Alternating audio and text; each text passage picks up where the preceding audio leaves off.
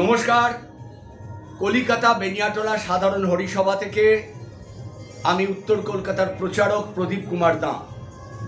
এই মুহূর্তে আমি রয়েছি হরিসভা গৃহে গ্রাউন্ড ফ্লোরে, আর ফার্স্ট ফ্লোরে রিহার্সাল চলছে। ভক্তবৃন্দ, দর্শকবৃন্দ, আপনাদের বিগত বেশ কদিন ধরে আমরা একটা গানের রিহার্সাল দেখিয়েছি। যে গানের রিহার্সালটা সম্বন্ধে আপনাদেরকে বলেছি যে আমাদের প্রাচীন যে আমাদের সুতানুটি গ্রামের কলকাতার যে একটা ঐতিহ্য, এবং আপনারা জানেন বাংলার 1298 সালে এই হরিসভা গৃহ স্থাপিত হয়েছিল। দেখতে দেখতে বহু বছর আমরা অতিক্রান্ত করে 133তম বর্ষে আমরা পদার্পণ করেছি, অর্থাৎ এই হরিসভা পদার্পণ করেছে 133তম বর্ষে। ভক্তবৃন্দ, দর্শকবৃন্দ, আপনাদেরকে যে গানটা একটু পরে শোনাবো তার আগে আপনাদের বলে দিই যে আমাদের ঐতিহ্য একটা বনেদি ঐতিহ্য। উত্তর কলকাতার একটা বনেদি অঞ্চল সুতানুটি গ্রামের শোভাবাজার বেনিয়াটোলা। এই বেনিয়াটোলার মধ্যে বিকে পাল পার্কের একেবারে 4 নম্বর গেটেতেই আমরা দেখতে পাচ্ছেন যে হরিসভা গৃহ কলিকাতা হরিসভা, অর্থাৎ কলিকাতা বেনিয়াটোলা সাধারণ হরিসভা। মাননীয় ভক্তবৃন্দ, দর্শকবৃন্দ, আমার পাশে যিনি রয়েছেন ও এই একটু পরেই যে আপনারা গানের রিহার্সালটা দেখবেন, সেই গানের রিহার্সালের আহ্বায়ক অর্থাৎ কনভেনার মাননীয় এবং আমার দাদা, আমার শ্রদ্ধেয় সাগর নাথ দাঁ। আমি সাগরদাকে বলবো একটু ক্লোজ শটে আনবেন, ক্যামেরা পার্সনকে বলবো আজকে কোন কালকে অর্থাৎ দোলের দিন। এই আজকে আপনাদেরকে জানিয়ে রাখি, আজকে এই এতদিনের মহড়ার আজকে অন্তিম পর্যায়ে অর্থাৎ শেষ দিন। এবছরের মতন আমাদের যে গানের দোল গানের মহড়া, সেই দোল গানের মহড়া শেষ প্রান্তে এসে গেছি। আর একটা হয়তো 2-1বার হবে, তারপরেই এবছরে 2025-এর মতন এই গানের মানে যাকে বলে জবনিকা হবে। এবং আগামী পরশুদিন দোলের দিন সন্ধ্যায় বিরাট শোভাযাত্রা সহকারে ধুতি পাঞ্জাবি পুরুষেরা, মহিলারা লাল পেড়ে শাড়ি পরে নগর সংকীর্তনে বেরোবে। আমি আহ্বায়ক সাগরনাথ দাকে অনুরোধ করব কোন কোন রুট দিয়ে যাবে সেই রুটের নামগুলো একটু প্লিজ বলে দেবেন।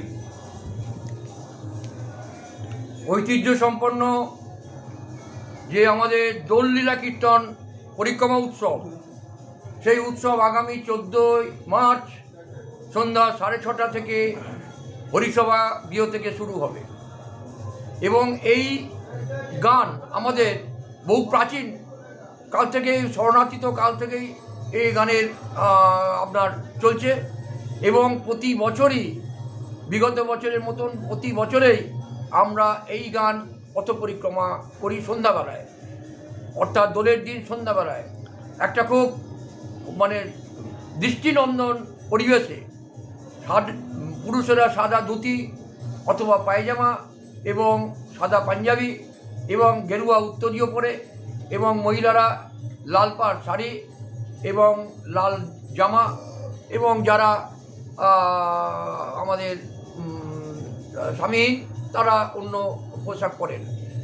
এখানে প্যান্ট জামা পরে কেউ আমাদের অ্যালাউ হয় না। আমরা এইভাবে উত্তরীয় পরি। একটা যে মিছিল যায়, সেই মিছিলটা খুবই সুন্দর লাগে দেখতে, এবং সেখানে আলোক সজ্জা থাকে, সঙ্গীত থাকে, এবং সেই সহযোগে যখন মিছিলটা যায় তখন পল্লীর বহু মানুষ যারা দুপাশে থাকেন তারা বারান্দায়, দরজায়, রাস্তায় থমকে দাঁড়িয়ে পড়ে এই দৃশ্যটা তারা সাক্ষী রাখার জন্য। আপনাদের একটা ঐতিহ্য আমরা দেখেছি যেটা পুরনো দিনের গোলাপ জল যাকে বলে স্প্রে করতে করতে রাস্তায় যাওয়া হতো। হ্যাঁ, গোলাপ জল স্প্রে করে রাস্তায় যাওয়া হতো। এইরকম বহু কিছু আমাদের ছিল। আমরা উঠতে হইতে গোলাপ ফুল দিতাম, গোলাপ ফুলের বকেট একটা করে গোলাপ ফুল দিতাম, এইসব দিতাম। কিন্তু কালক্রমে সেগুলো অর্থ কর্মচেতনা অপার্জতার জন্য এবং কেমন আনার কর্মীর অভাব, হাওড়া থেকে নিয়ে আসার, এই জন্য এটাগুলো বন্ধ করে দিতে হয়েছে। কিন্তু পুরাতন যে আমাদের আগে পঙ্ক্তি ভোজন হতো, সেই পঙ্ক্তি ভোজনও কেমন আমাদের এখন বন্ধ হয়নি, উঠে যায়নি। বেশিরভাগই সবাই আমাদের পার্সেল চায়, তাই জন্য আমরা এখন পার্সেল ওই প্রত্যাবর্তনের পর আমরা সবাইকে পার্সেল দিয়ে দিই, কেমন যথেষ্ট খাবার থাকে। মাননীয় কনভেনার মশাই, আপনাকে জিজ্ঞেস করব এই গানের শুভ সূচনা যারা করেছিলেন তাদের পরিচয়টা একটু দিয়ে দেবেন। যারা শুভ সূচনা করেছিলেন রাসবিহারী দত্ত, বেচাদা, রাইকিশোর গোস্বামী, তপুদা, ছিলেন তখন, এবং আরও পল্লীর বিশিষ্ট পথিকৃতরা, প্রয়াত বরেণ্য ব্যক্তিবর্গ এই গানের সূচনা করেছিলেন, এবং তারা আজ প্রয়াত।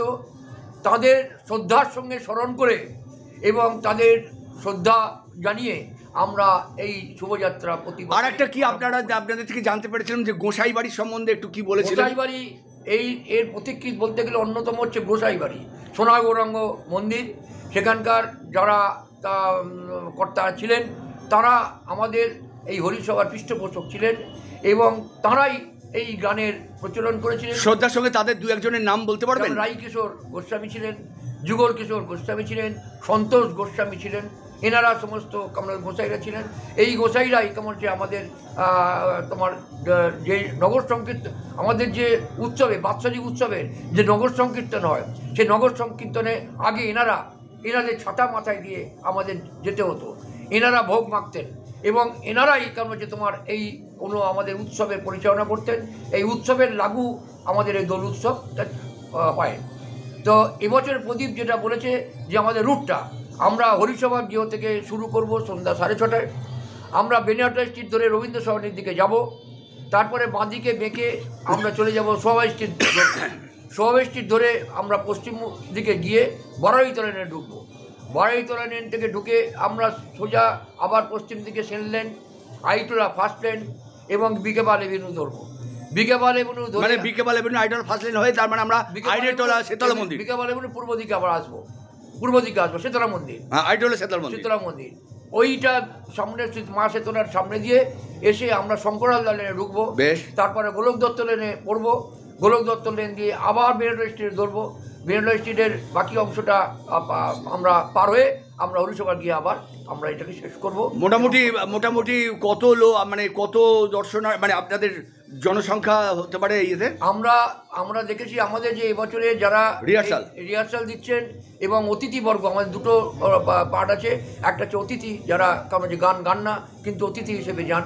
এইরকম পল্লীর আমাদের সভ্য সদস্যরা এবং পল্লীর বিশিষ্ট নাগরিকরা কেমন যারা ভালোবাসেন আমাদের অনুগত ভক্তরা, তারা শুভানুধ্যায়ী পল্লীবাসীবৃন্দ, তারা সকলে উপস্থিত হন এবং আমাদের সঙ্গে পা মেলান।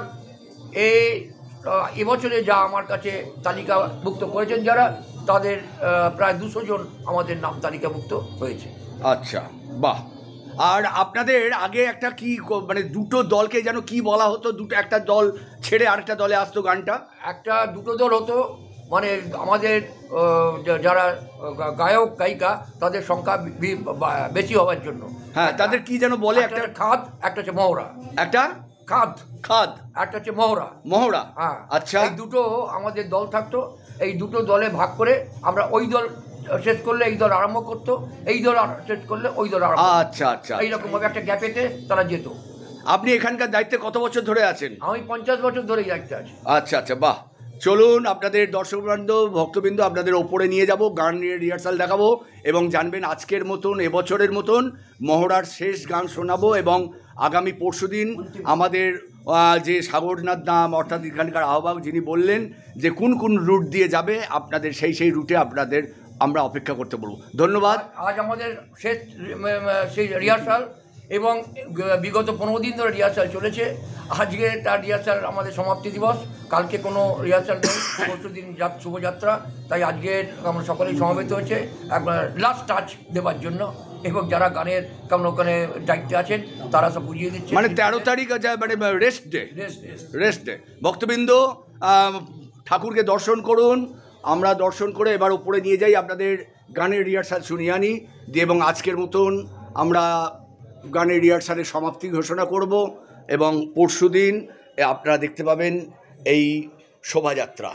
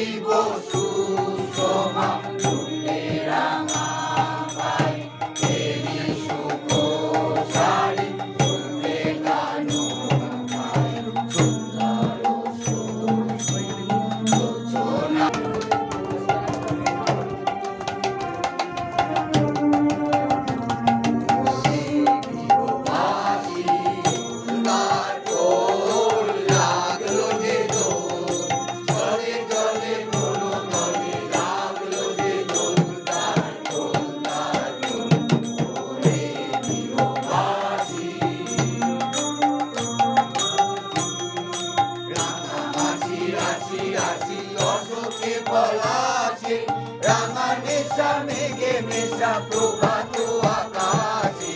রাঙা হাসি রাশি রাশি অশোকে পলাশে, রাঙা নেশা মেঘে মেশা প্রভাত আকাশে। রঙিন পাতায় লাগে রাঙারি দোল, দার দোল দার দোল ওরে গৃহবাসী। দার দোল লাগলো যে দোল, জলে জলে কোনো দলে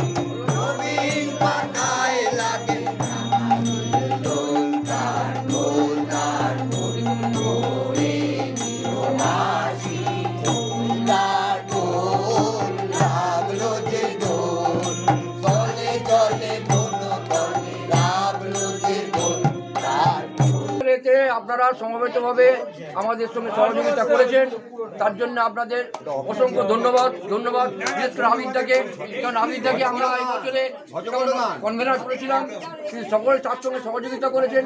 আমরা আমিরদা এবং যারা সহশিল্পী রয়েছেন সকলকে ধন্যবাদ জানাচ্ছি। আগামী পরশু দিনে আপনারা অনুগ্রহপূর্বক আমাদের সঙ্গে 6:30 থেকে এবং এই যে মিছিলটা, র্যালিটা সুষ্ঠুভাবে আপনারা সম্পন্ন করে শেষ করে আসবেন। আমরা তার জন্যে খুবই কৃতার্থ হব এবং রাস্তাঘাটে অনেকক্ষণ মানে প্রায় 1.5 ঘন্টা লাগবে। খিদে পেলে বাড়ি থেকে চিড়ে, মুরগি, দই সব